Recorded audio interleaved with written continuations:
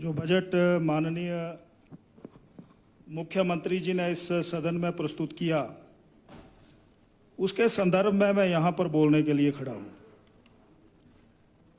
बात कहां से शुरू करें,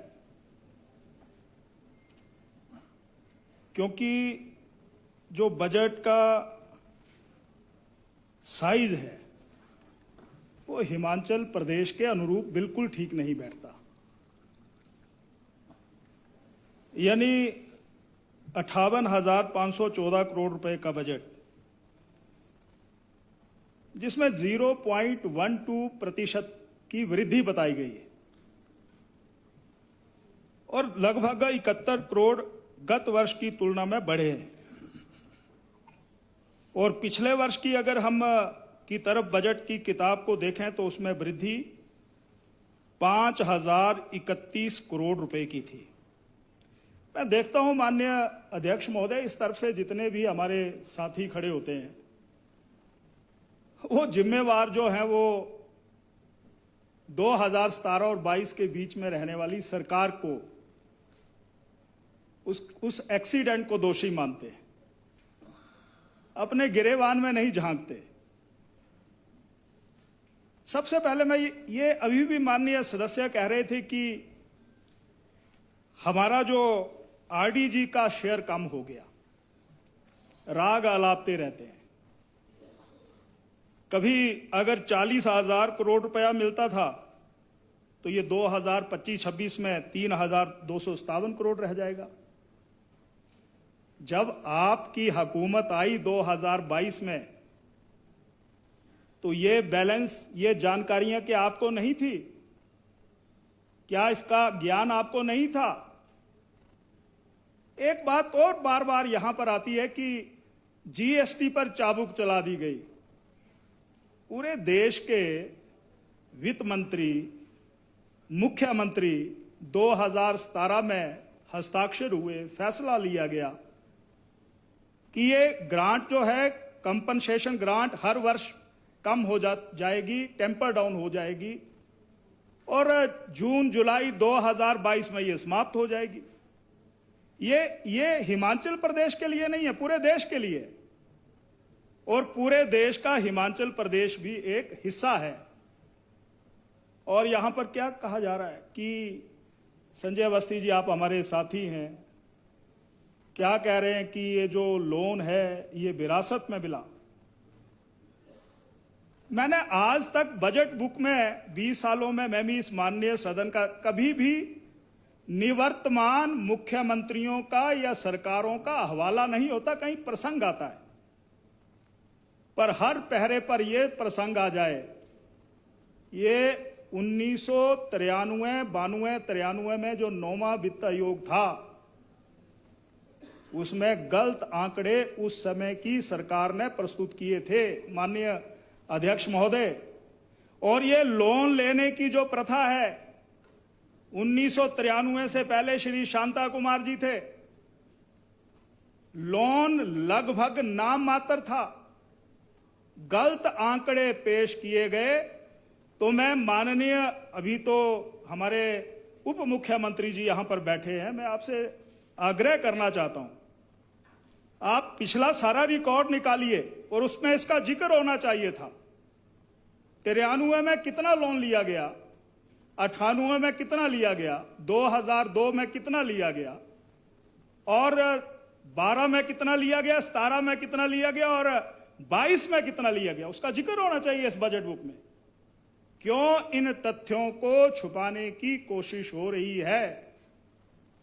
यानी तथ्यों को छुपाना भी, मैं ये कह सकता हूं कि जनता को गुमराह करने की बात है। ये भी मैं इस माननीय सदन में अपनी बात यहां पर कहना चाहता हूं। और तो और कह रहे हैं कि कर्जाई बना दिया। आपने 2 सालों में 26,912 करोड़ ले लिए, 2 सालों में। और जयराम जी जब मुख्यमंत्री रहे 5 साल, तो उन्होंने 28,744 करोड़ लिया। आपने तो माननीय अध्यक्ष महोदय, जो एफआरबीएम का जो एक्ट है उन नियमों की भी आपने धज्जियां उड़ा दी हैं। फिर क्या कह रहे हैं? फिर क्या कह रहे हैं कि कैपिंग हो गई। आपका सकल घरेलू उत्पाद कितना है? यानी सरकार है और वहां से अधिकारी आपको आंकड़े दे देते हैं, तो जानकारियां हमारे पास भी हैं। यानी सकल घरेलू उत्पाद जो है, संविधान की धारा में यह कहा गया है कि अगर 3% से अधिक ये उत्पाद होगा तो कैपिंग लग जाएगी। ये पूरे देश के लिए लागू है, ये पूरे देश के लिए लागू है, ये हिमाचल प्रदेश के लिए भी लागू है। इसलिए इस प्रकार की बातों का जिक्र यहां पर करना, और फिर क्या कहते हैं कि हमने ओपीएस दे दिया, आपको बधाई हो। पर बंद किसने करवाया था? सबसे पहले हस्ताक्षर किसने किए थे? 2003 में। अब क्या कह रहे हैं कि न्यू पेंशन स्कीम का लगभग 9,500 करोड़ भारत सरकार के पास है, चलो इकट्ठे चलते हैं। अरे भाई, वो पैसा कर्मचारियों का है, जब जैसे जैसे सेवानिवृत्त होते चलेंगे वो पैसा उनको मिलता जाएगा।